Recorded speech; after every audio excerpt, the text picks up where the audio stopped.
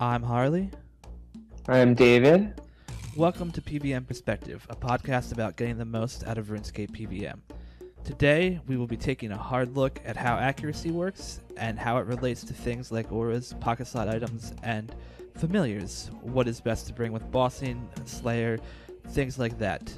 We are going to be doing a deep dive on things like affinity and hit chance, and I think this is going to be a super exciting show. There's going to be a lot of numbers talk, a lot of info that you probably don't know unless you're like hardcore into the base mechanics of how RuneScape works. This stuff isn't obvious. It takes a lot of research to figure out. So, yeah.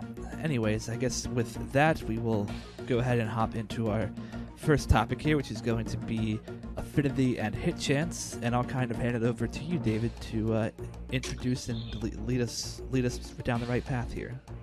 Yeah, so there's definitely going to be some math in this show, but a lot of it's pretty easy. It's not too difficult once you get a sense of how it works.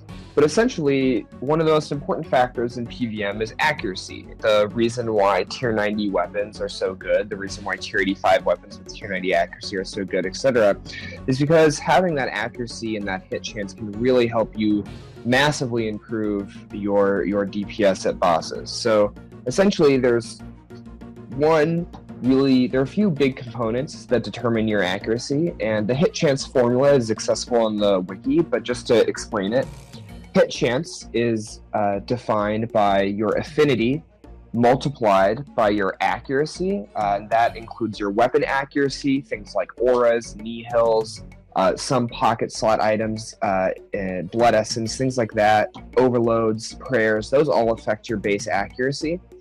And that is divided by your target's armor rating. And their armor rating accounts for both their armor and their defense level. So again, it's affinity multiplied by accuracy divided by defense level. And once you've calculated that, you can calculate exactly what your chance to hit on a boss is, which will help you determine things like what weapon you should bring, or what aura you should use, because, for example, if you have 100% accuracy with tier 85 weapon, then of course that weapon would be better than the tier 85 God Wars Dungeon 2 weapons, which are 90 accuracy but only 80 damage. However, if you have less than 100% accuracy, then you'll want to boost your accuracy with the tier 85 weapons and take that hit tier damage, because basically, accuracy controls, assuming you're using proper DPS rotations, accuracy is the number one factor to improve your DPS. So Harley, I was wondering, so what are your experiences with accuracy at bosses and the importance of upgrading weapons for that purpose at place like Araxor or Nex or even God Wars Dungeon 2? Well, it's something I've never done the math on specifically, but I've noticed the difference, say when equipping.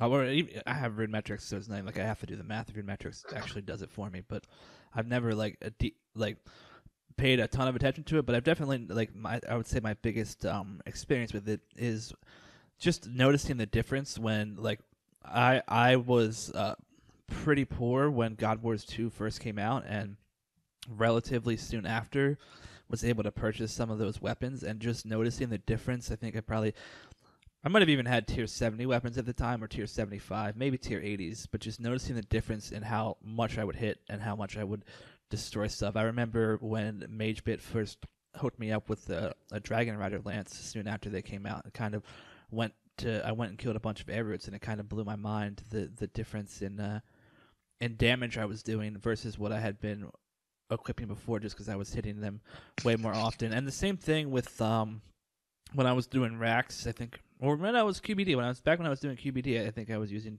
tier 80 weapons, and then you ended up lending me your Ascensions for a good few months there while I was poor, and I eventually went on to racks with the Ascensions, but that also, my kill times went way up once I had way higher accuracy at those bosses, for sure. Actually, I don't think you've told this story yet on this show, but I think you had one of the best, scariest Ascensions at Araxor related stories that I've ever heard of. Yeah, I can share my most embarrassing moment in RuneScape history, I suppose. Um, so yeah, it was. I don't know. It was sometime, I guess, in the fall. Was it in the fall? It must have been in the fall. Yeah, it must have been. It must have been like 5 or 6 months ago. I think Yeah. because I remember I was doing dungeoneering with Mage at the time, and I think I was maybe 109 or 110 dungeoneering, and Yeah. I'm so brutally bad at doing my DG that I'm only 119 now. But we're making progress, almost there. So Getting almost there. close. So Yeah, yeah, getting close. I was I was killing Rex. MageBit was live streaming. I was hanging out in chat, and I had my internet go out. So I had to run downstairs, and I had to restart my router. Came back upstairs, logged back in. Was in Death's office, so I grabbed all my stuff. Entered my authenticator pin, repack yacked, loaded my preset, and I hit up headed back to Rax, and I got there, hopped into the instance, and started trying to attack. And as soon as I started trying to attack, I noticed that I wasn't actually attacking anything, and then I realized that I had not bought any of my items back from Death, which meant that Death was holding on to my tier 90, well, David's ascensions that I was borrowing. Yeah, my ascensions. and my tier 90 Serenic armor. And so basically, like, well, at the time ascensions weren't what they are now, so it was probably like 100 mil, maybe 120 mil in items, which is still a crap maybe a little ton more. of money. Ascensions were maybe 45 mil each at the time, or Yeah. 40 mil each at the very least. So it was a lot. Yeah, it was a lot, for sure. and especially at my level, like I would still consider 120 mil to still be, or 150 mil even to still be. It's still a crap ton of money for me. So I was like, I'm screwed because I am in a Rax instance. And for people who don't know, you can't teleport out of a Rax instance. Like you can't bring a teleport with you to leave. It won't let you. You have to finish. You have to either die or win the fight, and I had no way to win the fight, and if I died, I was going to lose 150 mil. So luckily, David was in the same call on that last stream with me, so I was just like, real calmly, after like thinking for a minute, I was like, wait, I can just ask David. I was like, David, will you hop into general chat, because I need to talk to you, and hopped over, and I was like, okay, I'm at Rax, I did not bring anything, because I forgot to buy my stuff back from Death. What do I do? And that was the day that I learned that if you are doing Path 1 or Path 3, and you can get to actually I think probably Path 3 is the only one that it would really work on, because I didn't have to damage Rax at all. I just had to stand in the darkness. And so that's actually probably my saving grace there. It's the fact that I had a path that I could complete without a weapon. So I basically got Path 3, got down to the end, and then basically got Raxi into Phase 3 in that area, and then ran all the way back to Phase 1, and you can get yourself out of combat, with just barely out of combat, and then I got out of combat, and I hopped worlds to one of my friends, basically right-click somebody, and just was right-click spamming hop worlds, which forces you to the lobby, which lets you get out of the instance. So that was how I avoided the most disastrous loss I would have ever had. Would have been calamitous for sure. It's pretty fortunate that at the very least you had someone who could help you through that. But anyways, yeah. So it does work on Path 1. The problem with Path 1 is that Araxor summons spiders on Path 1. And so if you end up doing Path 1, usually it doesn't end up working out because you're constantly in combat to all the minions. But there's still ways to lure them. But yeah, it's definitely pretty scary stuff. So anyways, don't ever double grave yourself. Pay your fee to Death. Make sure you remember, because like I've never done that before. It was just literally the fact it was because my internet went out, and I was hanging out in Discord chat. So like I went to restart my internet, came back, hopped right back into Discord, and was talking to people, and I just didn't even cross my mind to buy the stuff back. Well, the thing is, if you were to leave, if you hadn't DC'd, as soon as you leave Death's office without picking your stuff up, you've got that like giant yellow arrow that's basically spamming your screen, that like where your grave is, and then you have the timer. But since you DC'd, you don't get the yellow arrow or the timer. I kind of wish they would do something where, like, if you left Death's off, even if your gravestone was dead, if you leave Death's office with stuff still not reclaimed. I wish there was some warning, because currently there's only a warning if your gravestone is still active, but as soon as your grave becomes inactive, which will always happen due to a DC, you pretty much are can totally lose everything. So I kind of wish they would add a warning there. Yeah, I would 100% agree with what you're saying there. Yeah, Yeah. warning would be nice, because the other thing, the thing that doesn't happen either is, like, when you die, death is always talking to you, like saying, "Hey, do you want your items back?" And when you DC, Yeah. you don't get that pop up either. No, you don't get anything. There's no warning at all, which is a little scary, given that you could lose so much stuff. But yeah, I don't know. That just you talking about Ascensions and Araxor kind of reminded me of that story. So I thought that was pretty good. Yeah, It that's a ended good anyway, digression. so it makes it all Yeah, right. luckily, I would feel, yeah, that would have probably demotivated me from playing the game for a long time if it had not ended well. I got super lucky that I was literally in a chat with David. Like, if I had not been on live chat with you, it probably would have been RIP for all those items. I wouldn't have had time to Google it while staying alive. Like, that would have been even like more challenging. That's why it's good to be social when you PVM and hang out with people. It can be a lifesaver apparently. Um, but anyways, so essentially that first number in the hit chance formula, which is affinity, is kind of the one that people have the most confusion about. And the reason why I particularly wanted to do this show is that with the most recent buff bar update, the affinity was added as something that you could see on your buff bar. But when it was released, it was Shani who did the update, right? When he did that live stream, he sort of said, by the way, we're going to include this thing called, we're going to include the affinity buff bar, but because nobody knows what affinity is, and I kind of thought that You just dropped out there for a second. So. Oh, did I drop out? Am I okay now? Yeah, or? You're back now. It was just a second. Oh, okay.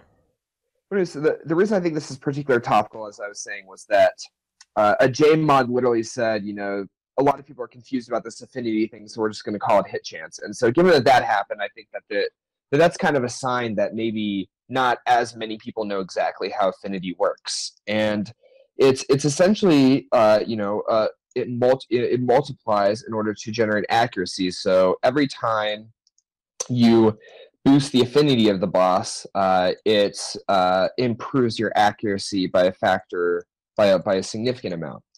So essentially, the way that your target's weakness works is affinity. So affinity equals target weakness. The higher the affinity is, the weaker they are to that style. So for example, when you hover over, the Zami boss Krill, it has fire spells as its weakness. That means that if you're using fire spells, you have an affinity of 9 because you're both using magic and you're using the specific target's weakness. And so the reason why when people ask me what God Wars Dungeon 1 boss to start with, I always recommend Krill, because even with lower tier weapons, say like a tier 75 weapon, you're going to have super high accuracy if you're using fire spells, because the way your hit chance or accuracy will work is it'll be 90 times your accuracy divided by Krill's defense, which gives you a really high rating compared to a typical neutral style. For example, melee versus a meleeer, or melee or ranged or magic versus most bosses, because most bosses are neutral, would be affinity of 55. So the difference in accuracy of the exact same tier of weapon, say for this hypothetical example, your accuracy is 100 and your opponent's defense is 50. Those of course are much smaller than any real number would be, but just for the purpose of this.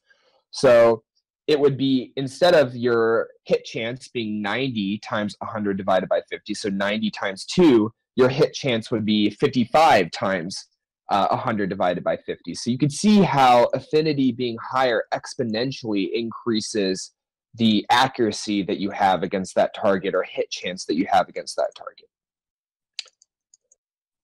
And yeah, so I hope this is this making sense, Harley? I don't know if I'm explaining it okay, but yeah, I think it's definitely making sense to me. It's something like I looked over the documents that for people who want to dive more into this, I guess too, we could say the wiki has great articles written out about this.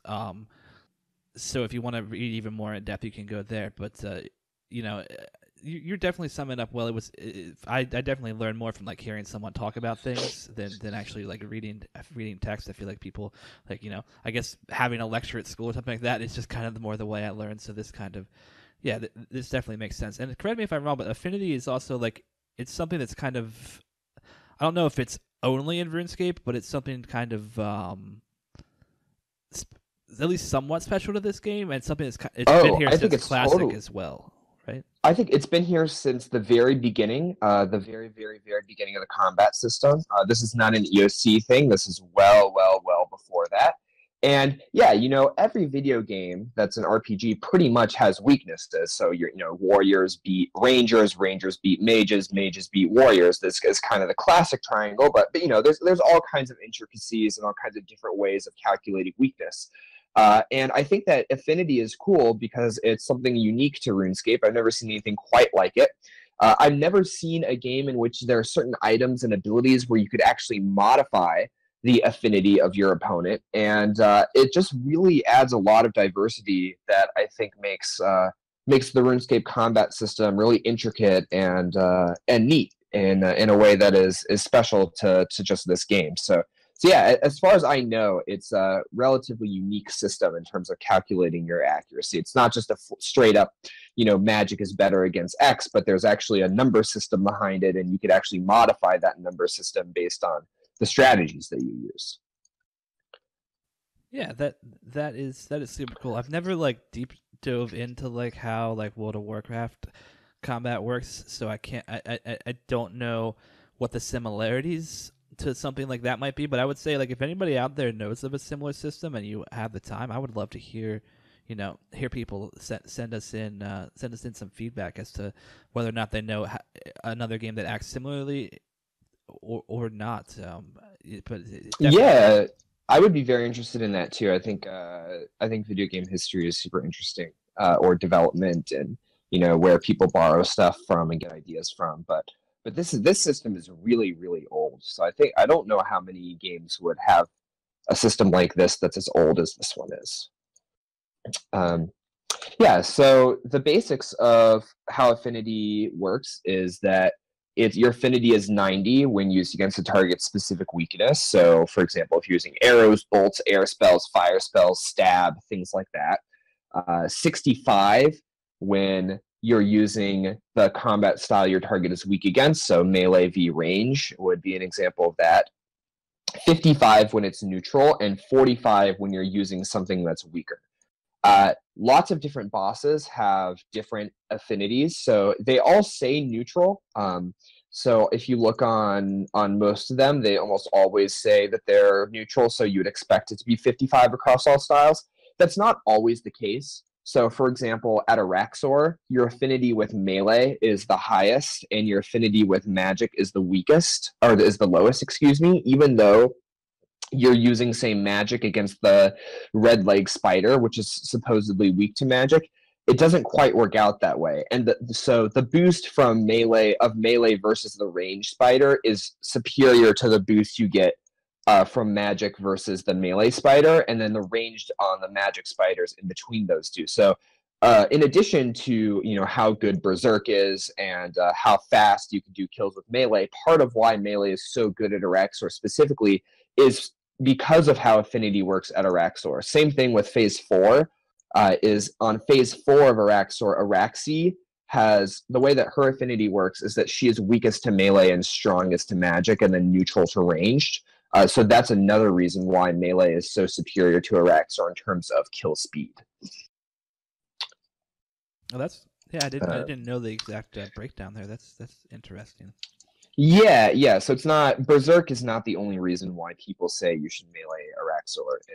It's actually has to do also with the affinity. Whether they know it or not, it also has to do with the affinity, especially of Araxi on Phase 4. That's where the biggest difference is noticed. Now, as far as testing this stuff out and like figuring out what you actually should be, I mean, I'm sure there's like guides online, and we're gonna talk about items later and how those work. But do you know if the rune metrics feature of tracking accuracy is actually accurate? So it requires to be refreshed pretty much constantly every time you go somewhere new. So for example, I was at Telos recently and now I'm at Abyssal Demons and it says my accuracy is 74%. My accuracy at Abyssal Demons with a tier 90, weapon is obviously not 74%. So it's not it's a little bit glitchy there. The second thing is rune metrics does not appear to account for things that change base accuracy versus things that are a flat boost to accuracy. So, for example, your base accuracy is more or less your weapon. There are a few other things, but it's functionally your weapon. Something like overloads changes your base accuracy, whereas a nihil is just a straight up, it calculates what your accuracy is and then just adds 5% onto whatever that number is. And rune metrics, as far as I know, and as far as my calculations go, appears to incorrectly display accuracy when using something like a nihil because it doesn't calculate for the distinction between base accuracy changes and flat accuracy changes. Okay, good to know. So anyway, the short of it is that no, rune metrics is not super is not particularly accurate when it comes to accuracy. Yeah. So anyways, to continue here. So there are sort of a few different ways of modifying your player affinity. The most common, of course, is to use different weapons. So affinity modifiers are Quake, which is the melee two-handed ability. It's been confirmed recently to work with other people on your team. So if you're at a team boss and somebody uses Quake, it affects the hit chance for both of you. At a boss like Angel of Death or Virago, where nobody has 100% accuracy, something like even a tiny affinity boost can really make a tremendous difference. I'm not going to do the math calculations for every specific boss on this show just because I think that the specific calculations can get a little tedious, and it's relatively easy to plug in the numbers yourself once you understand the formula. But a +2 boost to affinity can make a really tremendous difference, given that affinity is something that you multiply. Obviously, when you multiply things, the difference between multiplying something by 55 and multiplying something by 57, when you're talking about numbers in the thousands, is extremely significant. So the other one is Gothic Staff, is the other commonly used affinity modifier. The Gothic Staff special does a surprisingly high amount of damage and also is a +2 modifier to your opponent's affinity. If you're struggling at any boss or to gain accuracy, the Gothic Staff special can really help you out a ton and is used almost universally by high-level PvMers at Telos and AOD and Virago and a few other places where your accuracy isn't quite 100%. Harley, I'm not sure. Have you checked out the Gothic Staff yet? Or are you still? I know you don't magic as much as some other folks do, but I was wondering if have you tried Gothic Staff yet? No, I haven't. I forget, what is that? It's a quest reward, right? It's the mage training arena, so it's like that thing like in level 60 wilderness. It takes like it probably takes like 5 minutes to get the staff itself, and then you have to cast 100 charges, 100 casts in order to learn it at the training arena itself.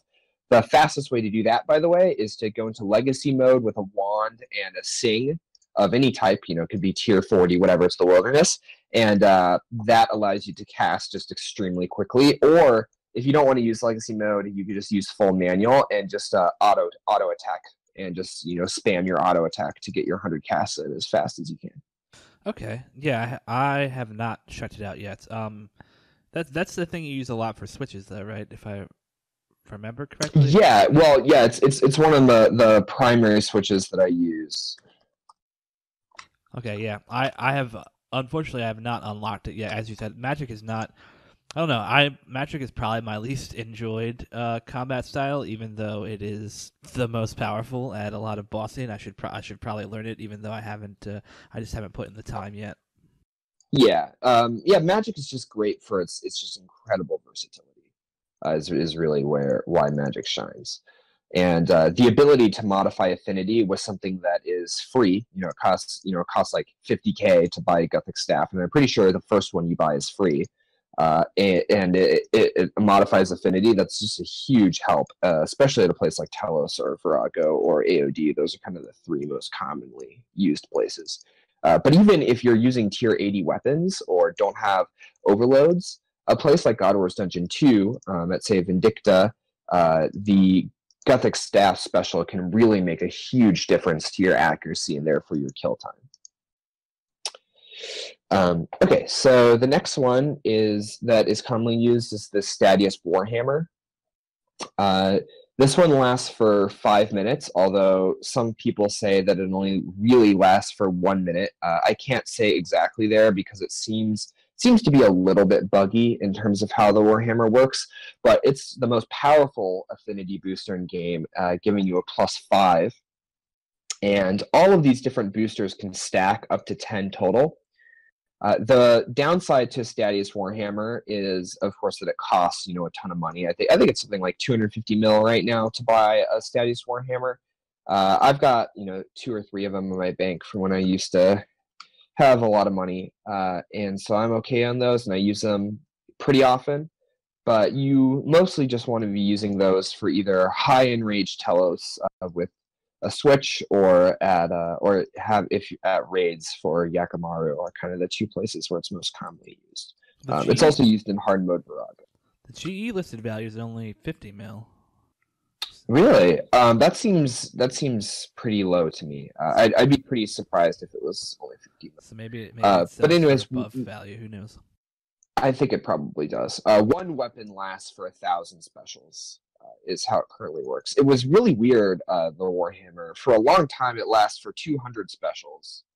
And then it got buffed once it became augmentable and lasted for 100,000 specials. And that was when the weapons they went up to over 300 mil when that buff came in. And my friend and I would duo Araxor. We would use magic, or we would force the magic spider, so red legs, because of course fangs are worth so much more. And then we would melee because we would both just alternate using status Warhammer specials. So we could use melee against red leg spider, and it was almost as good as using melee against a ranged spider because of the affinity modifier. But now has been nerfed back down to 1,000 specs. So that caused it to crash again. That was one of the items that came out with the superior one or whatever came out with Bounty Hunter too. The superior one came out with Bounty Hunter, and when the superior one came out, they made those augmentable. Okay, that's how it happened. Gotcha. Yeah, and that was one of the biggest fluctuators I've ever seen. It went from like 20 mil to almost 400 mil, and then back to like 120 mil within a 2-week period. Because when Jagex buffed it, they didn't realize how much it got buffed. Yeah, I remember that nerf. People were salty as heck. Yeah, well, people probably lost a few bill on that nerf, or even more. Yeah, I mean, yeah, I think that that's the price of playing.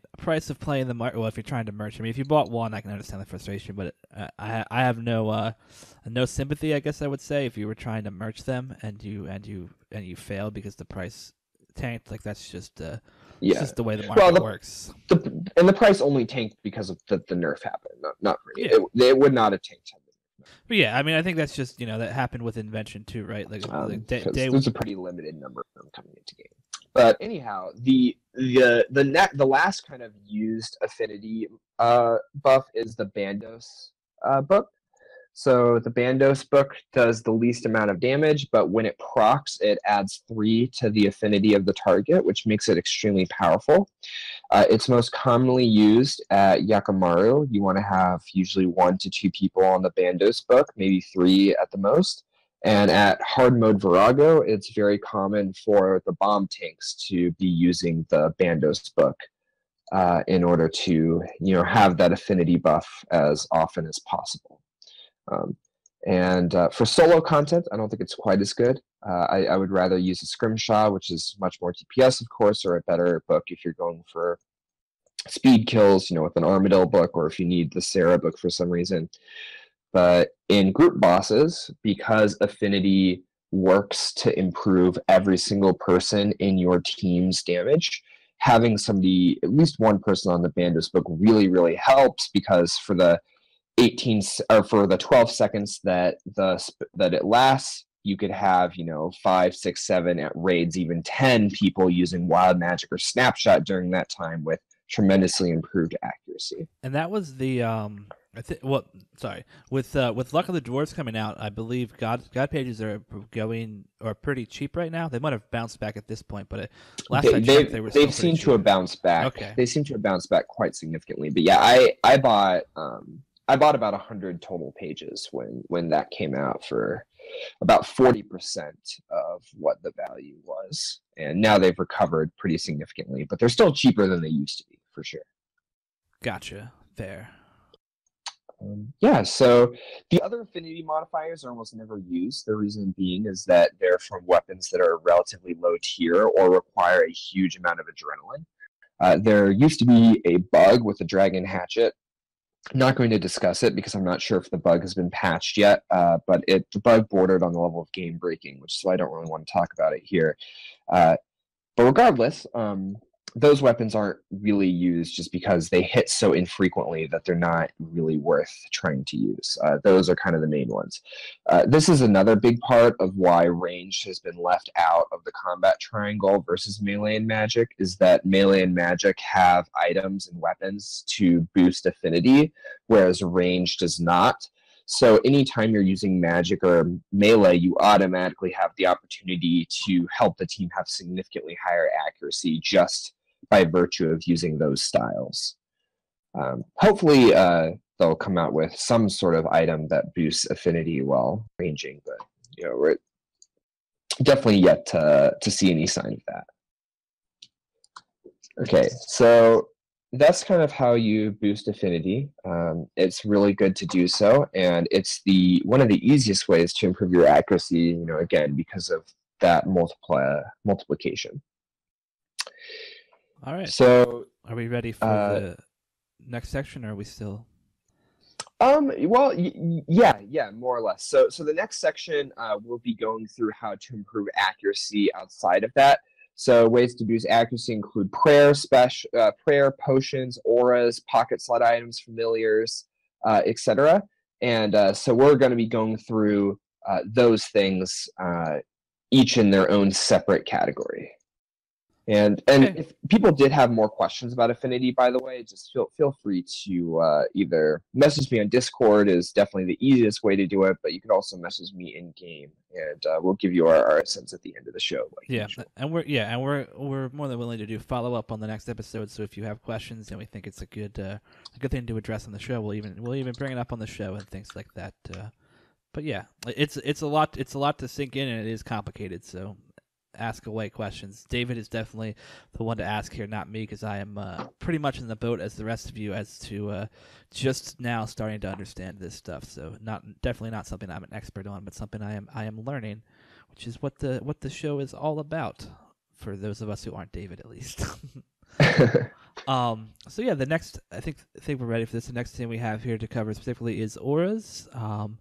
And the first ones we're going to talk about here are the Zerk auras. So I'll let you cover the details there. Yeah, so Zerk auras are your Maniacal, Reckless, and Berserker for melee. So Maniacal is magic, and Reckless is ranged. The way that it works is that you get both a 10% boost to your accuracy, so the same as a tier 4 accuracy aura, as well as a significant boost to your damage, so your strength for either magic, ranged, or melee. The side effect is that you both have a lower defense level that continues to lower itself over time. So for example, if you're to drink an overload, your defense level will gradually lower to below whatever your prior to overloaded boost was. This is probably a source of tension, but one of the more commonly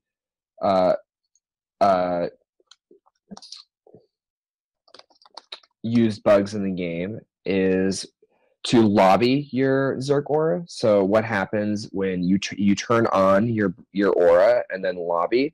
when you log back in, you'll no longer get that level-based defensive reduction, but you'll still take 10% overall more damage. So essentially, it's very common to see people turn an aura on lobby, and what they're doing there is they're essentially getting rid of one of the negative defensive boosts that the aura occurs. This is distinct from aura stacking, which is when you do something similar, and I'm not going to talk about how that's done exactly. If you want to figure it out, you could watch a YouTube video. But that is actually an offense that Jagex is pretty concerned with. A lot of people got their records wiped out. But essentially, you can stack auras to boost your stats pretty massively, which took up to a week to actually do. But people would do that for records. Yeah, I know about that bug. That bug is ridiculous. Yeah, it is. But the other one is really, really common. And it's almost unavoidable, too, because there are all kinds of reasons you would lobby in between, like, say, Virago kills or something like that. So it's very common to lobby between kills in order to boost your HP back up or to reset your Excalibur cooldown or whatever it is. And so a lot of times people will unintentionally use this bug when they don't even know it exists, which is why Jagex has done literally nothing to police it or to challenge it, just because the vast majority of people who are quote unquote bug abusing actually have no clue that they're doing so, because there's no indication that you are. It's just if you know where to look, you can see it happening. Yeah. So, anyways, just in case you were wondering, that's what people are doing there. So the Zerk auras are more or less the most powerful auras in the game. They take the concept of the glass cannon, so you take a lot more damage, but you deal a lot more damage. The accuracy bonus is obviously good, but the damage bonus is even better. At any high-level boss, assuming that you have the skills to use a Berserk aura, it's almost always the #1 choice over any aura. When you're learning the mechanics of the boss, however, I would probably not recommend using it just because you'll take much more damage than you're used to taking. Harley, have you used any of the Zerk auras? I haven't yet. I still basically primarily use accuracy auras, which we're going to be talking about next, or like the Majrat aura sometimes, but mostly I use accuracy auras or vampirism to save to give myself a little bit more healing. Gotcha. Yeah. Okay. So anyway, so if you were planning on buying auras, the way I would recommend doing it, the most quote unquote efficient way to do it is typically to pick a favorite combat style, get the accuracy aura for that style to tier 3, and then spend loyalty points on the Zerk aura of that style. So then you can use Viswax in order to maximize the amount of time you can use that style for.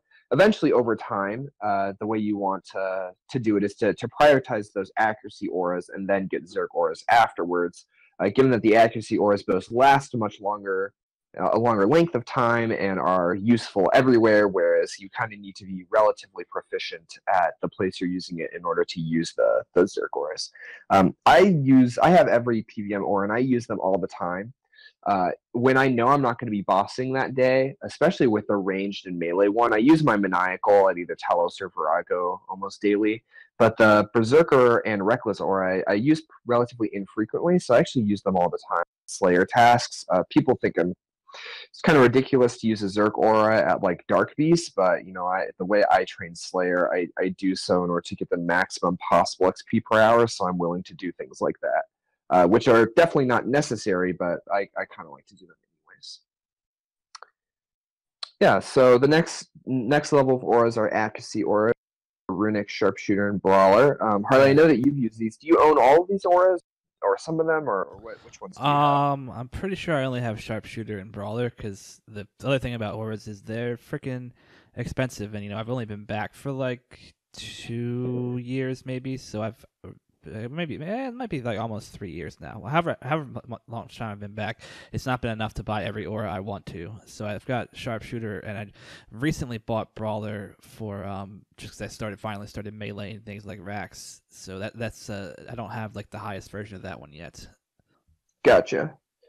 Yeah, and I got the loyalty or the loyalty packages. What do you call them? Like the year-long ones? Is that what they're called? Or no, Premier loyalty is the Club. point. You mean Premier Club. Yeah, yeah. Premier Club gives you a ton of loyalty points. So I bought Premier Club the last 2 years, which is part of why I have so many auras. I've got tier 4 of 3 of them, and functionally, anytime you don't have 100% accuracy at a boss, and again, the way you calculate that is affinity multiplied by your base accuracy divided by the boss's defense and armor rating. Anytime you don't have 100% accuracy, and you can either do the formula yourself or you could just go to the boss and try it out. Anytime you don't have 100% accuracy, an accuracy aura is always the best possible aura you could use in terms of boosting your damage. So if you're going to prioritize auras, you PvM casually, I would definitely recommend picking either ranged or magic, and picking one of those. My recommendation would be magic, but there are people who maybe would disagree with that, and getting as high a tier aura of that style as possible, whatever style you think you're going to be using most for PvM. Okay, so those are the accuracy auras. So next are the damage boosting auras. There are more than these. There's some silly ones like Ancestor Spirits, a couple others that aren't really worth mentioning. But the main 3 are Dark Magic, the Majrat Aura, which is, of course, from Premier Club 2 years ago or last year, whatever, and the Equilibrium Aura. Equilibrium is quite good for Slayer. It lowers your max hit but increases minimum hit. So at places where you have 100% accuracy, these auras really shine. When your accuracy auras are on cooldown, the most commonly used aura is Dark Magic. And so, Harley, do you own the Dark Magic aura, or do you I know you have the Majrat aura, right? Yeah, I don't think I have the dark. Is the Dark Magic one you buy, or was that a limited time one? Oh, you buy it, yeah. Okay. I might have it. It's because it sounds familiar in my head, but I don't think I've used it very often. Yeah, so it essentially adds a corrupting ability, and the way that it procs is it procs based on how often you're hitting your target.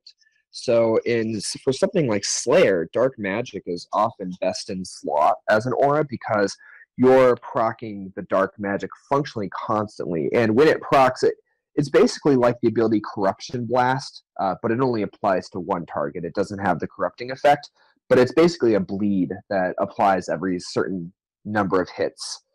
So when your accuracy auras are on cooldown or in places where you have 100% accuracy, Dark Magic is definitely where you want to go next. Majrat Aura adds a flat plus 5% damage. Majrat Aura is extremely good at places where you have 100% accuracy. Unfortunately, it's broken at lots and lots of bosses. It doesn't work at AOD. It doesn't work at Virago. And it doesn't, or Virago Phase 5, and it doesn't work at any place where damage is calculated we call it pre-calc versus post-calc damage, which sounds a little bit confusing. But at places that rely on pre-aura calculation and damage, it doesn't work. The same thing is true of Zerk auras at Phase 5 Virago. The accuracy applies, but the added on damage does not apply. So any damage that is added on after the rest of the calculations of your hit are made do not work for Virago on Phase, which is kind of an interesting one. Yeah, the Majrat aura unfortunately has some bugginess to it, and I kind of wish that they would make it not a daily aura at this point. I don't know. It'd kind of be nice if you could use it if it had a cooldown like a lot of other auras too. Now that it's not like now that we don't have the Berserk feature to it, it kind of feels a little bit underwhelming in some ways. Yeah, absolutely. And especially that bugginess can be frustrating because sometimes you don't know whether you're actually getting the benefit. So those are the kind of three damage boosting auras. I think that if I were going to redo how I purchased my auras, I would have gone, just because I used magic so much, I would have done Runic, Maniacal, and then Dark Magic. But if you want some more diversity, then it's perfectly reasonable to focus on those accuracy auras and then build in the Zerk auras and Dark Magic. The last thing for dark magic is it's particularly good at Twin Furies if you ever use that, because you're attacking two enemies at once. It has a double chance of proccing, and so even if you have slightly less than 100% accuracy at Twin Furies, sometimes dark magic aura is actually better than an accuracy aura. That's the only place I can think of where you would pick dark magic over an accuracy aura. Okay. So next is we've got the what we called supplementary combat auras. These are a little bit random. So invigorate makes it so that you start with more adrenaline after you use an ultimate ability. The place where this really shines is on team split weeks at Virago. It's really, really good for phase 5 on that week because you're sunshining really often. You could start with more adrenaline. It's great at God Wars Dungeon 2. Great at God Wars Dungeon 1. Really, if Dark Magic is on cooldown and you have 100% accuracy, Invigorate, I would say, is the second best aura to use after, again, Dark Magic. Next is Inspiration. Inspiration gives you more adrenaline based on how often you're hit. It does work with bleeds. So Inspiration can be kind of hilarious because you could use Sunshine and say you're at Abyssal Demons or something. You use Sunshine and then you use Corruption Blast, all of a sudden you're at 65 adrenaline instantly because of the way the Inspiration ability works. Harley, have you used either Invigorate or Inspiration yet? Or I don't know. I know those Nope. are expensive. So Yeah, I haven't yeah, gotten that's a fair. chance to use them. I almost never use either of these. When I'm camping Virago duos on Team Split Week, I often will use Invigorate as part of my aura rotation. But yeah, other than that, they're not. I don't use them too often. Although I probably will when I start going for things. Vampirism is an old favorite. There are very few places I'd recommend using less the only place I'd recommend using vampirism is if vampirism is the difference between you being able to AFK at that boss or not AFK at that boss. So when you're on the fringe for, say, God Wars Dungeon 1, and vampirism is the difference between making, General Gardor AFK versus not AFK, that's a good place to use it. And some people will say use vampirism when you're learning a boss. And while I can, I could kind of see that side of the story, I think that if you have an accuracy aura available, you're going to get such smoother kills with the accuracy aura that you'll actually find yourself using less food with that than you would with vampirism. Yeah, I mean, I personally, I think I can attest to the fact that vampirism did help me learn a lot of places. I mean, especially God Wars 2, soloing Vindicta there. The whole reason I was first able to do that was with the vampirism aura. I don't need it now, but it was a big help in the beginning. But I mean, I can definitely see the argument for what you're saying too, because accuracy can, or not accuracy, but just straight up boosting your damage if you're doing stuff like soul split flicking or something like that, then it's kind of less of a need. It just depends how good you are at either camping. If you're already camping defensives and you're using soul split in an efficient way, then it's probably less of a need. But if those two aren't things that you want to learn yet or ever learn, I think that's where vampirism can be useful. Yeah, definitely. And I would say the one place I've used vampirism sometimes is at Ripper Demons. The reason for that is that at Ripper Demons, in order to efficiently kill them, I cannot ever have to use food. I either need to use Vampirism Scrimshot or Vampirism Aura. I need one of the two, but not both. And so if I use the Vampirism Aura, it allows me to use my pocket slot for Blood Essence, and the boost I get from Blood Essence is better than the boost I would get from any aura available. And so I use Vampirism plus Blood Essence there. And that's the one place where I currently will use Vampirism Aura. I'm not 100% sure if that's the most efficient. It would probably be better if I just used DPS and used a bunch of Guthix Restore flasks, but those are getting really, really expensive, so they're almost cost prohibitive at this point for something like Slayer. So next one is the Penance Aura. So Penance is basically I like to call it the AFK aura. So penance increases your prayer based on the damage you take. So my favorite place to use it is Muzpa. Uh, if you use Muzpa and pray the affliction, or I guess a lot of you are probably still using Torment, and then Soul Split, you can turn on your penance aura and literally just like leave your computer to, I've left my computer to go downstairs and buy pizza before while I was at my school, while I was at Muspa. And so penance can really help you AFK a lot by just keeping your prayer points high. Same thing is true at God Wars Dungeon 1. If you have 100% accuracy and are looking to AFK, penance can be really awesome. In terms of EOC scape, I can't think of other places where you use penance. I don't know, Harley, have you ever used penance? Or Yeah, I think only at God of War 1. I'm trying to think. yeah, I think I might have used really it once when I was learning Rax, which I wouldn't say is like an effective usage, but what it let me do was forget about prayer pots and let me focus on, like phase 4 specifically, like actually like prayer flicking. Like it helped me. It basically took away one worry that you would have in that fight. Well, that's interesting. Sense. I hadn't thought about that. That is an interesting thought. I never thought to use that when learning a boss, but that kind of does make sense if you need fewer things to work on, then I could see that. I've also heard some people use it at KK if they're doing just really long trips and aren't too worried about speed, but are just doing, like, say, 4 or 5 man at KK and want to go a full hour without banking. Then that could really help you out a little bit. I don't know how true that is. I don't do a whole lot of KK, but that's one possibility. But really, God Wars Dungeon 1 and a few Slayer tasks. Muzpa comes to mind more than any other, but I'm sure there's some other ones like it where penance can really help you be a lot more AFK and have to not worry as much. Another thing you can do is at God Wars Dungeon 1, since you have 100% accuracy, a lot of times penance can mean that you can Titan without having to worry about conserving prayer. And of course, using a Steel Titan plus Penance Aura is much better. It's quite good DPS. It's probably not as good as something like Dark Magic, but if you're trying to relax, I think it's quite a good aura for that. The next one is Aegis. I don't actually own this one.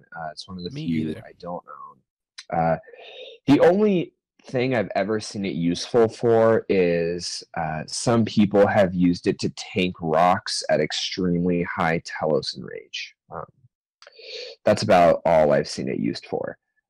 But since Aegis Essence came out, you could just use the Essence for that instead. So if you're at, say, like 1500% in Rage Telos or higher, I have seen people use Aegis to some effectiveness, but that's not really common in people who are doing Telos that high. It's mostly just using accuracy aura and dodge the rock instead of tank it.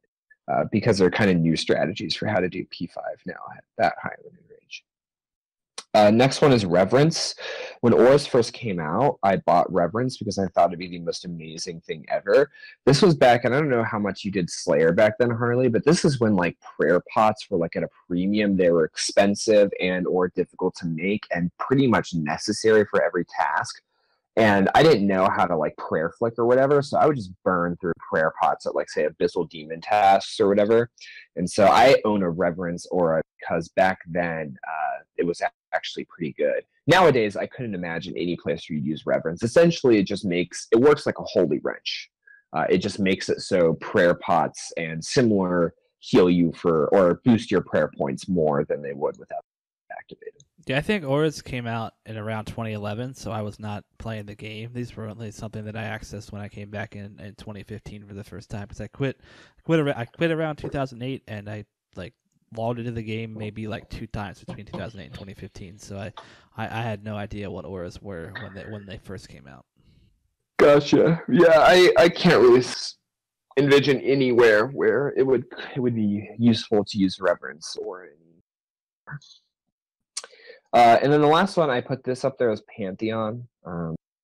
Extra Signs of Life is just hugely helpful for bosses and can help you a lot for pushing your streak and in rage at Telos. I refuse to do Telos without a sign if I have any sort of streak, and so if I get signed at Telos, I'll just use the Pantheon aura, and I can keep doing my streak without having wasted my runic accuracy aura. I'm gonna have to go do a different boss for 50 minutes while I wait for my sign to come on cooldown. So it's really a huge help at Telos.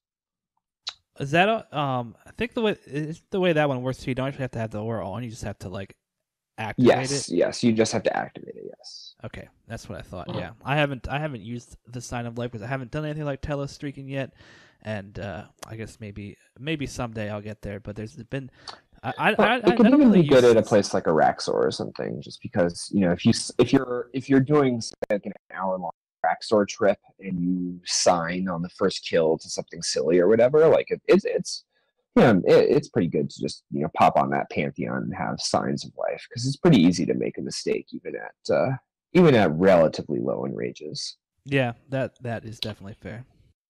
Yeah. And sorry, what were you going to say? I think I cut you off there. So. Oh no, that's I was just gonna re-clarify something I already said, so no need to go back to it.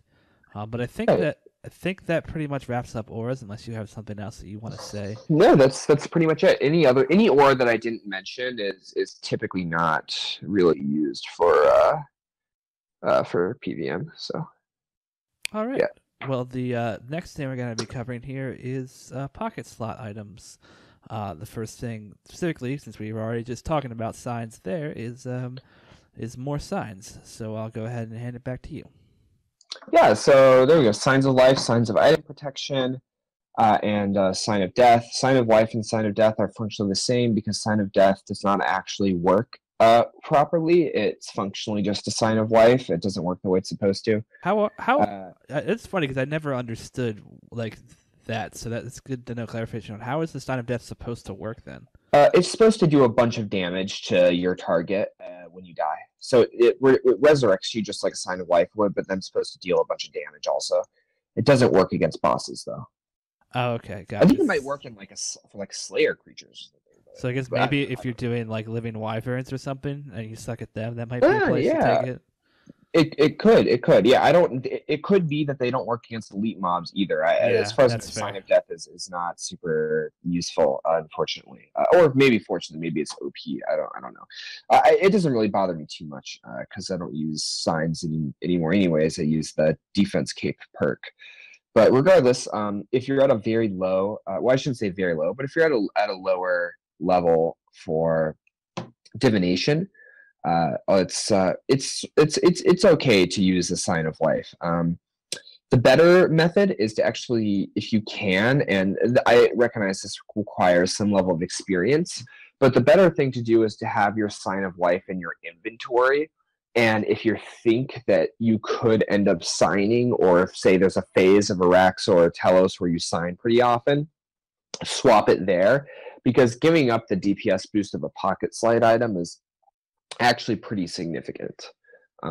So it's really, really worth it to train your divination up to be able to use portents, which go right into your inventory rather than having to rely on signs.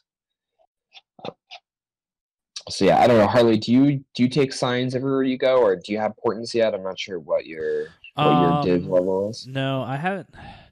I probably have portents. Honestly, divination is a skill that I like extremely underutilize as far as what to do with it. Just for the simple fact that it's new according to me since I came back, since it was out, and it's just never been a skill that's like made much sense to me. So I haven't really done anything with portents. I've used signs a few times, but I'm not good at switching, and I'd rather have the DPS increase, so I mostly don't bring them with me.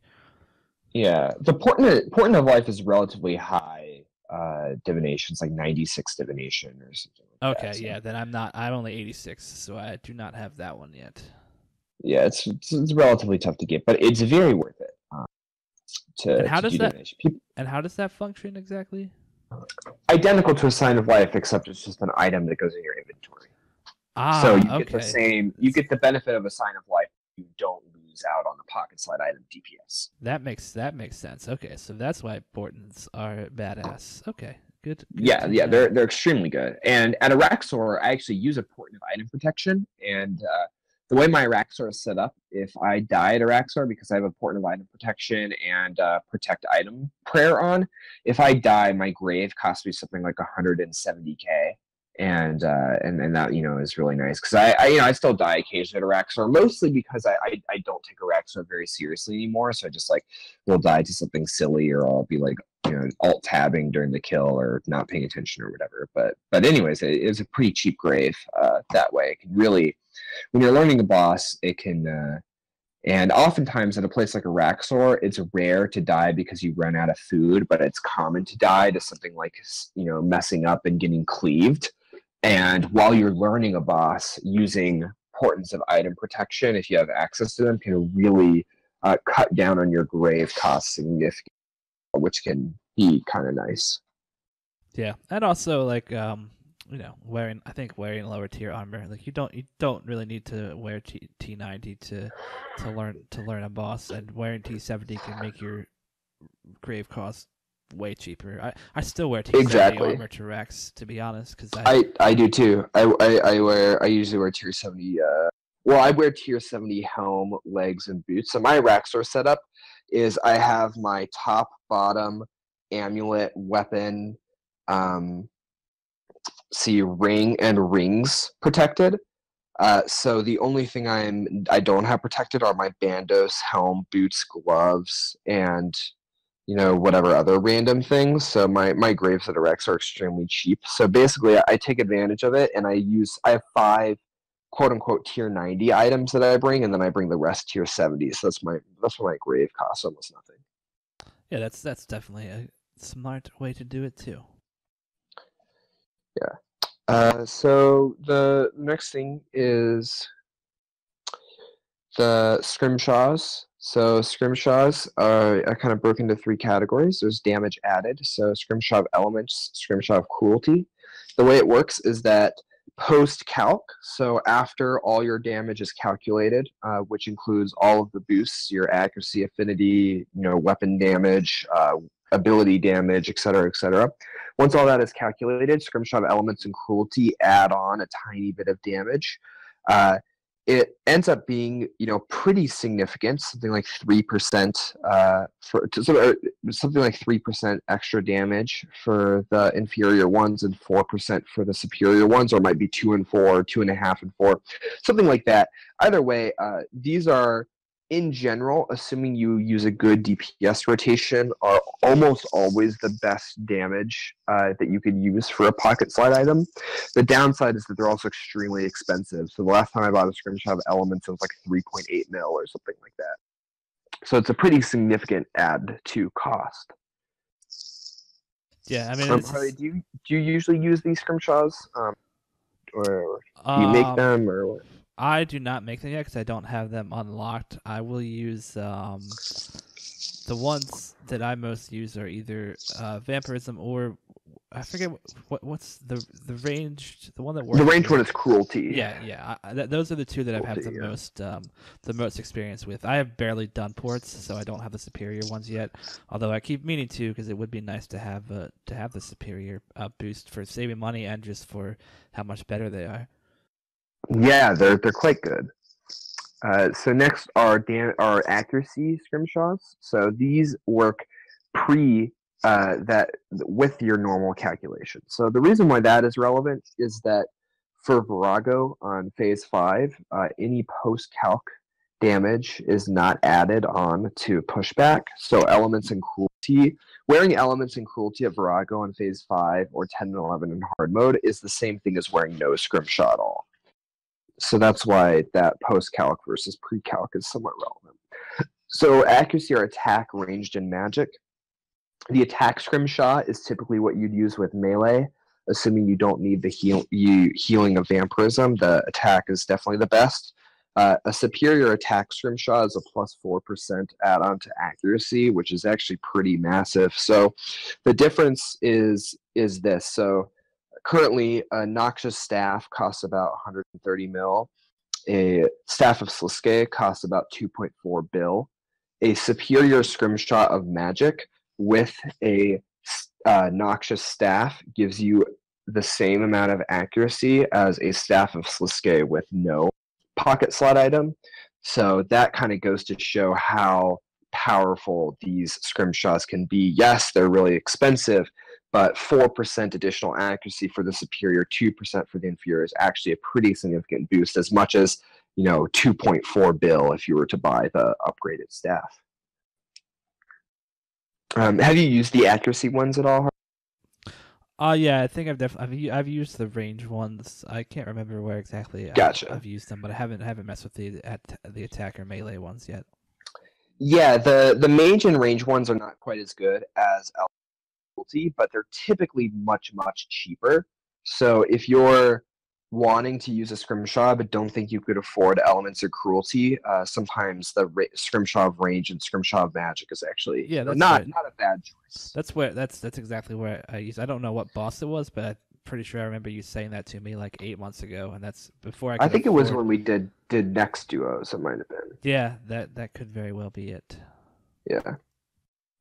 So the last type of scrimshaw is healing. So that's of course vampirism.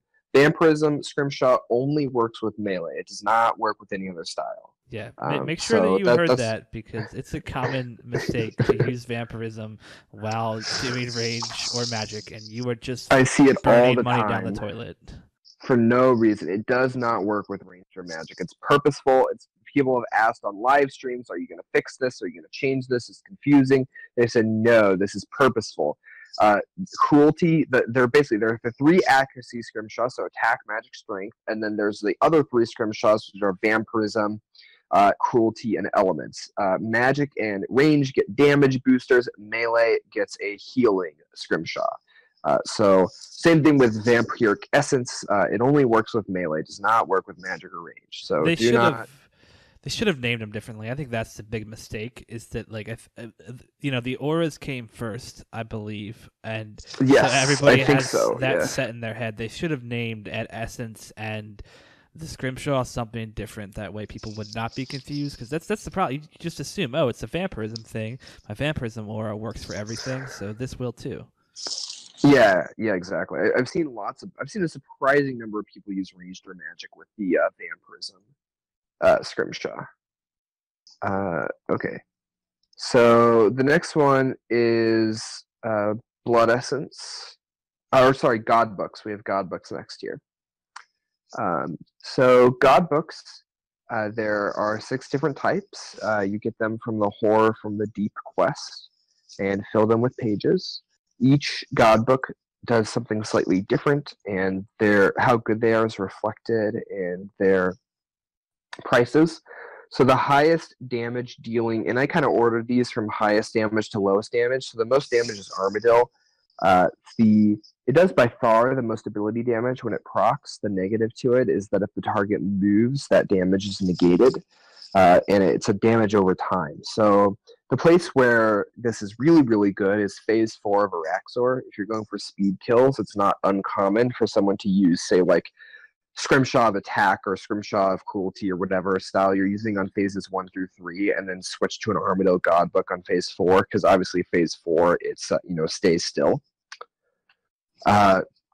Next one is Saradomin. Saradomin is slightly less damage than Armadil, but it does not matter if your target moves. It's extremely good at Virago on phase 10, 11, 5 because of the way that stall and pushback works. Virago is the thing that drives the price of these so high. If you're wondering why Saradomin God pages are higher than anything else, you can thank the people who do Duo Virago and 4 to 5 man hard mode Virago for that price, which is probably good for a lot of people, since I think most people probably are selling Saradomin pages more than they're. I don't know if that's true. Yeah, I think the Godbook update in general was good. The past, we haven't even seen the Clue School rework yet this year, but the past year and a half in general has brought the value of Clue Scrolls way up. Godbooks have brought up the rewards. Sky pages are pretty common, and the fact that they're actually worth something now, because they were trash before this update. And also, the fact that fortunate components made everything that gives them go up to at least 500k. If you can even sell it for more if you're just a little bit patient. So yeah, definitely good things. Yep, for sure. Yeah, so the next one is Guthix. Guthix also is a damage over time, and it appears if the target moves, it kind of messes it up, but essentially it does damage and then does an area of effect. So it's really good for places that have lots of minions. So that's commonly used at Telos on Phase 5. It's not quite as good as some other options, but it's pretty solid. Next one is Zamorak. Guthix and Zamorak are both do the exact same amount of damage, except the Zamorak book just does it as a one-time hit, and then also hits anything surrounding it within a 3x3 area. I use the Zamorak God book at Rise of the Six. If I'm not using Essence there for whatever reason, Zamorak is definitely my God book of choice there. It's also useful at Phase 5, 10, and 11 Virago if you're trying to save money and don't want to spend the extra GP for the Saradomin book. Next is Zeros. Zeros pretty much has no benefit. It doesn't do a lot of damage compared to the others, and it doesn't have a special attack that's useful because its special attack doesn't affect bosses. It's supposed to freeze your enemy, but most bosses are immune to that. So that's the reason why Zeros pages are by far the cheapest. But a Zeros God book is still better than no pocket slot item, and it's pretty much the cheapest pocket slot item you can use. That's the only way I would recommend using that. And then the last one is the Bandos book, which I talked about earlier. It does the least amount of damage, but it affects affinity for 12 seconds. So in team bosses, such as raids or Virago or Angel Death, it's extremely useful to have 1 to 2 people using that Bandos book to affect it. I don't know, have you used God books yet? Or have you mostly just stuck to scrimshaws? I have stuck to scrimshaws. I mean, sometimes if I'm going to something I know I can beat and I want to be cheap, I'll just bring a base God book. But I haven't used the God books with abilities yet. And I do that all the time. Where if for whatever reason I'm not Blood Essence at a place and don't want to spend money, I'll just pop it as a God book just for the. It's a tiny boost, but it's something, and there's really no reason not to. Yeah, exactly. All right, so last but certainly not least is my favorite PvM update of the last year and a half, probably, and that's Blood Essence. So there are 3 useful types of Blood Essence as far as I see it: Berserk, Vampirism, and Aegis, although Aegis much less than the other 2. Berserk Blood Essence is the king of DPS right now. So it does not work with overloads. You have to use Supreme potions or extreme potions. Supremes are actually much better than extremes. There are combination potions that you unlock in Cryptonus that are an extreme plus a super, and it effectively adds a plus 15 to your base level for whatever style you're using. So whether that's magic, ranged, or attack and strength.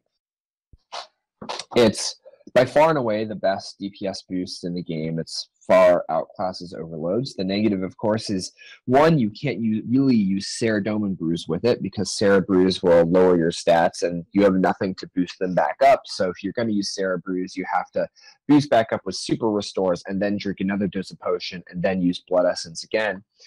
And it also, of course, you don't have the defense boost that the overload gives you, so you're taking more damage than you might be used to. I use it almost everywhere now. It's pretty much ubiquitous for me. At any boss where you're relatively familiar with the mechanics, and at almost any Slayer creature, Blood Essence is by far your best choice for a pocket slot item. It saves you a ton of money. Blood Essence costs something like 20k GP an hour to maintain, whereas something like a Scrimshaw can cost you up to 800k GP an hour to maintain. So it's really cost effective, and it's really, really quite excellent to use. I definitely recommend trying it out on Slayer mobs to familiarize yourself with how it works, and then maybe trying it at something like God Wars Dungeon 2. It also boosts your accuracy a ton. So 2 of the things we didn't talk about that boost your base accuracy are potions and prayers. So the way you calculate your accuracy is you go to your loadout.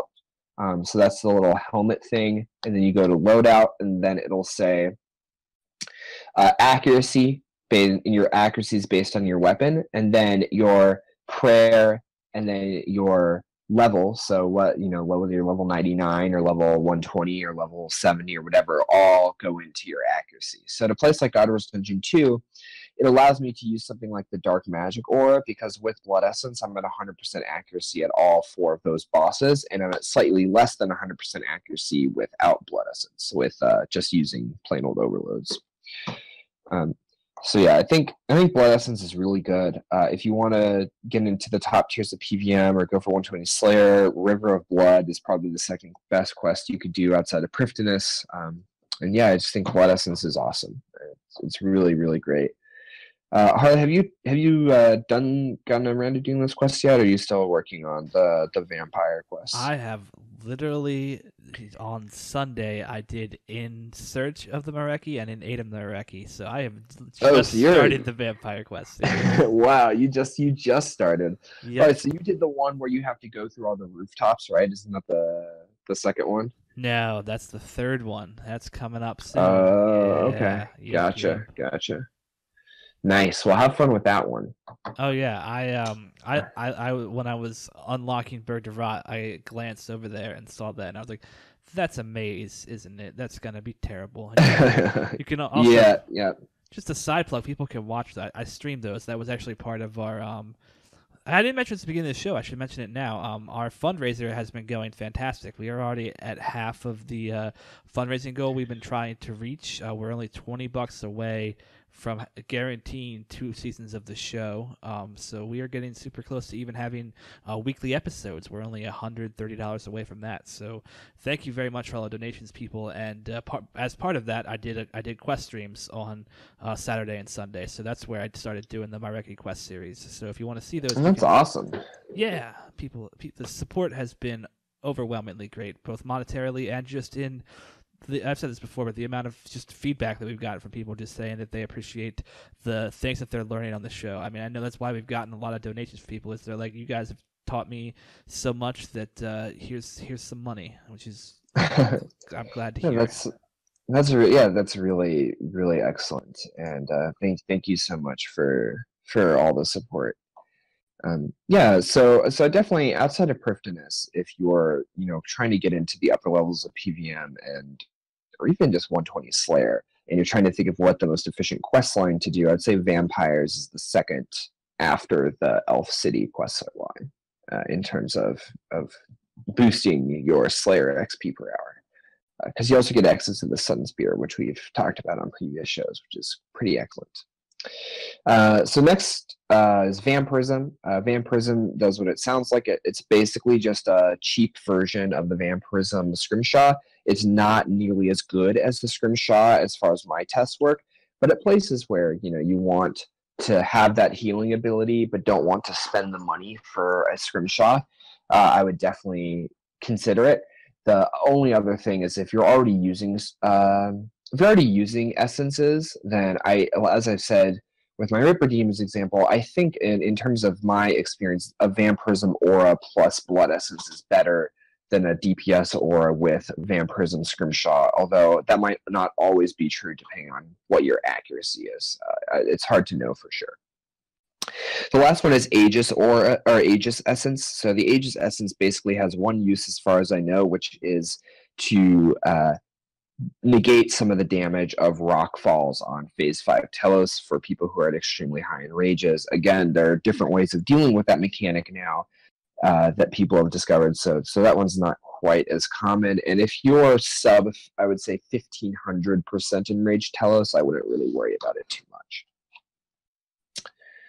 Okay, so yeah, definitely work on that Blood Essence. It is totally worth it. And the lore for those quests is just so great. The first few kind of suck, but once you get to Lord of Vampirium, that one and the next few are really fantastic in my opinion. Just get past Legacy of Seer Gaze and you're home free. Yeah, that's they're definitely pretty good. I haven't gotten super far in yet. My personal opinion of the quest would be that I think that my personal favorite series is the Elf Quest series, and I feel like the Elf Quest series has a stronger start than the Mareki Quest series, but I haven't seen the end yet. Although the the Elf series also ends super well, of course. So yeah, I'm excited to get those done more and actually get those rewards. And then you also get there's a weapon that you get from there that's super useful too. That I can't think of the name. Yeah, the sun spear. Yeah. So yeah, it's fantastic. That'll be great as well. Just since I brought it up, we're gonna sidebar here. What is your favorite RuneScape quest series?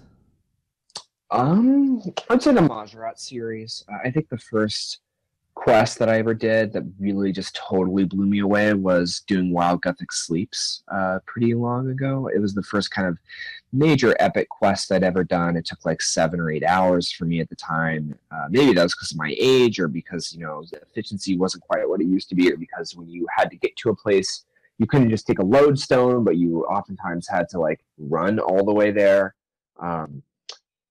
Things were really far apart back then. And so it's really, really cool. And the whole Majorat storyline has been really spectacular. And I think that it's led pretty succinctly into the God storylines, like World Wakes, Fate of the Gods 2, Within the Light. I think that series is masterful and epic and really the heart of all the stories. They kind of all seem to at some point intersect with that storyline. At least for me. How about you? Yeah, it's definitely the Elf series. That was something that I enjoyed back in the day. Although back in the day, like I remember, like Morning's End Point. I think it's Morning's End Part 1 that has the ridiculous maze that you have. Part two is the light maze. Well, the light maze, but Part 1 has like the a million agility jumps, or is that Underground Pass? I don't know. That's Underground Pass. Okay, Pass. Yeah. I remember that quest being a pain in the ass. God, I wish I could do that quest again because I have so much. Like that's like one of my most vivid memories in RuneScape is doing that quest, to be honest. Yeah, that makes sense for sure. I mean, that quest took forever. Yeah, it really did.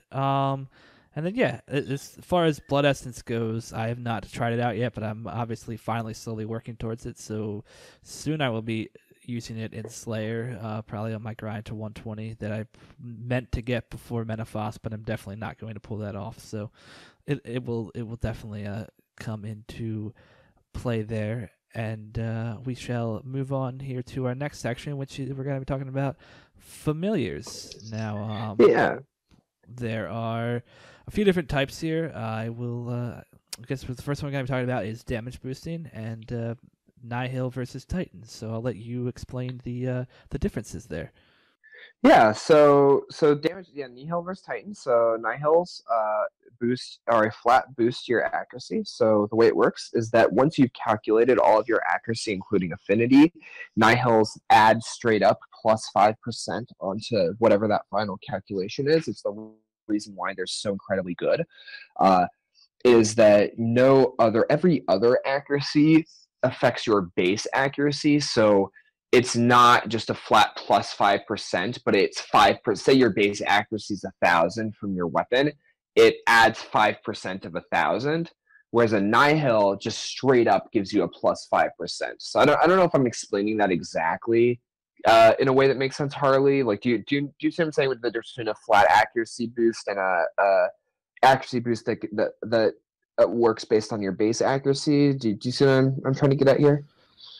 Yeah.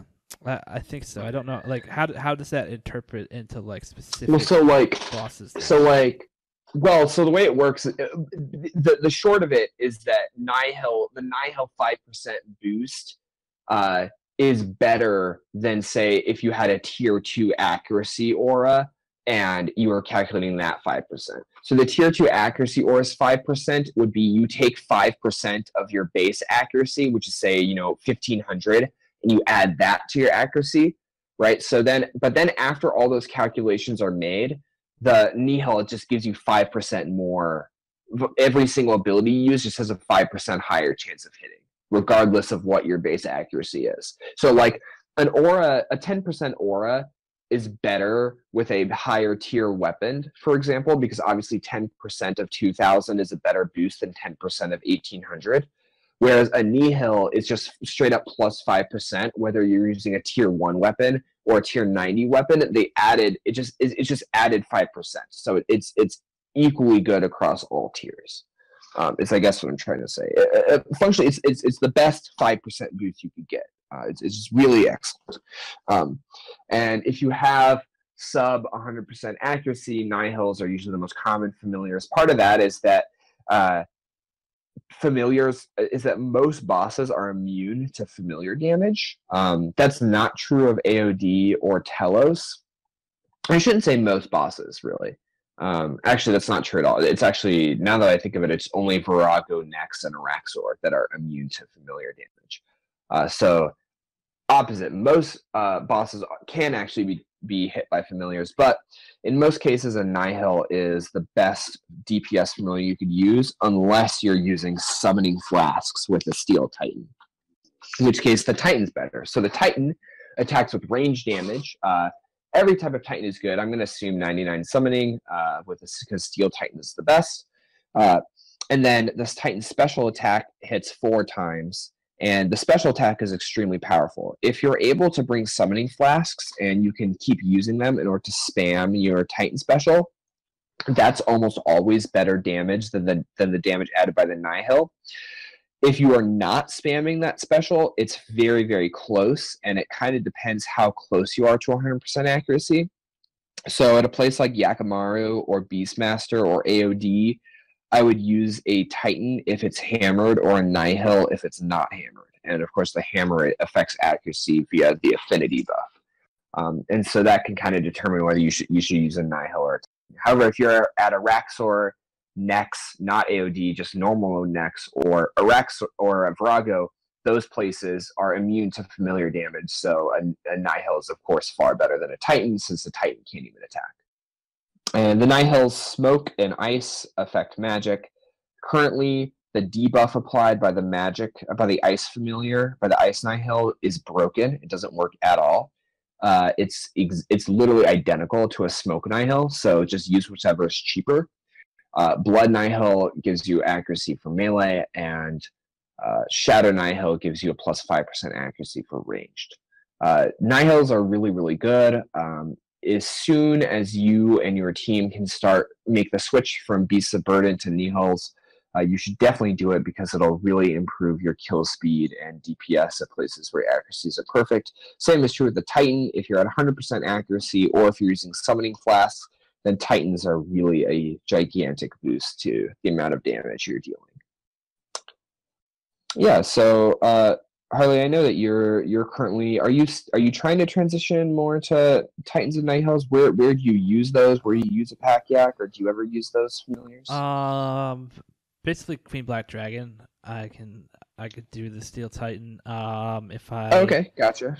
I still need to learn like defensive switches at and soul split flicking at Vindicta, because I can camp Vindicta now, but I basically rely on having a pack yak, because I do it the lazy way, where I just use soul split the whole time, and I don't flick to block her attacks that she does in phase 2, which will let me last longer. And I haven't started implementing a shield switch to mitigate a lot of damage. Those are some things I need to do before I can actually get off my Beast of Burden addiction, I guess you would say.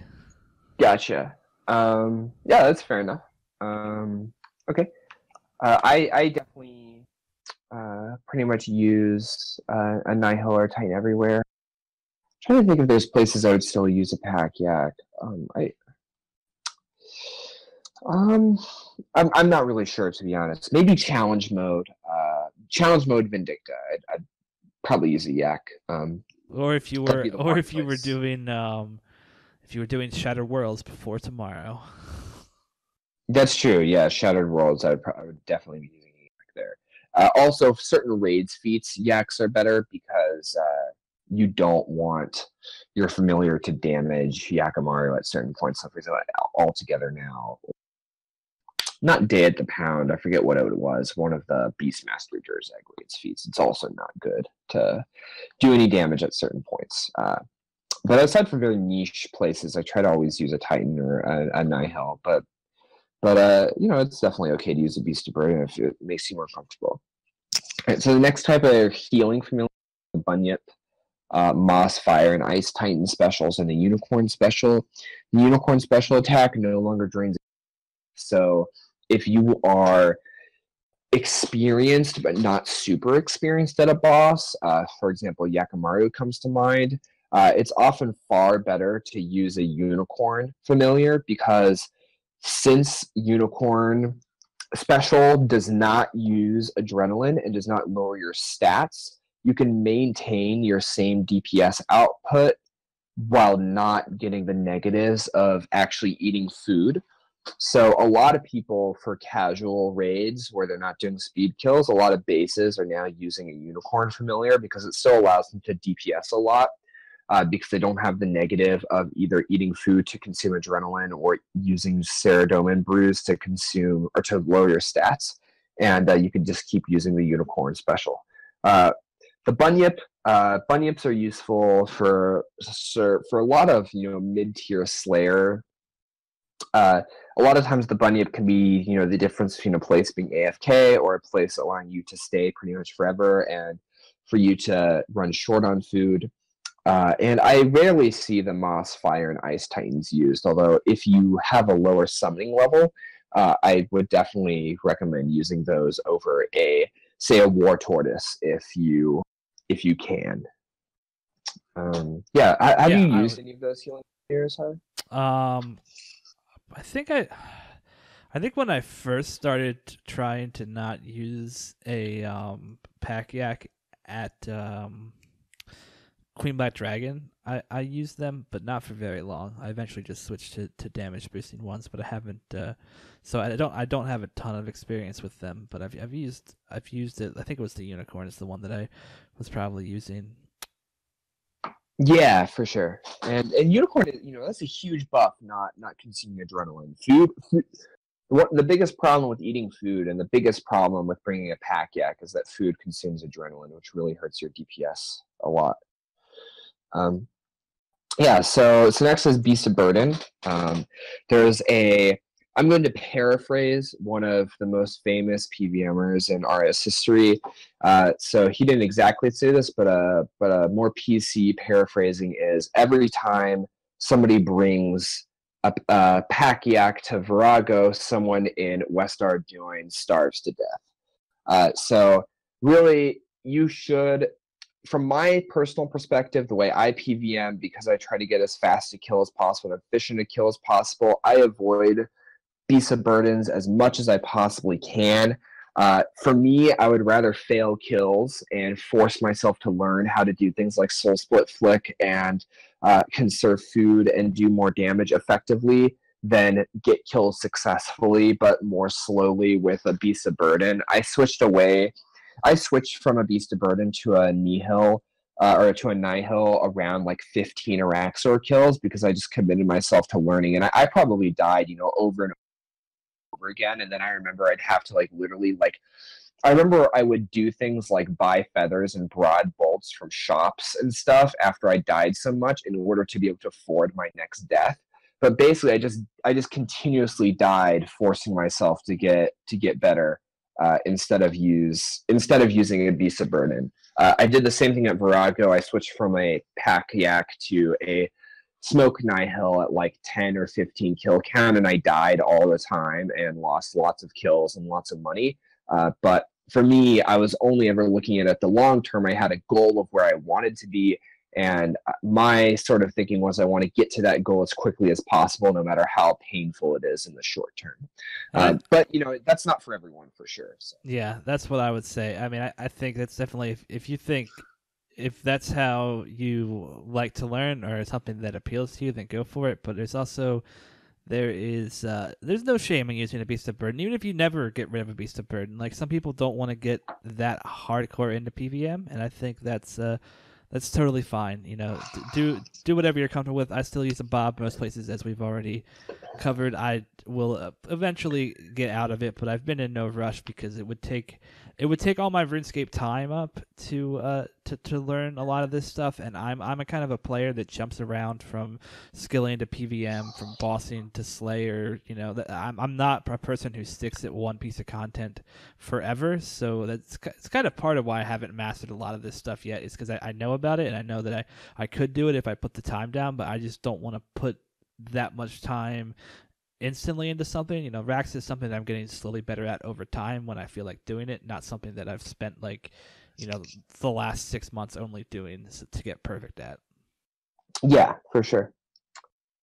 Okay, so I think that mostly covers what we do today.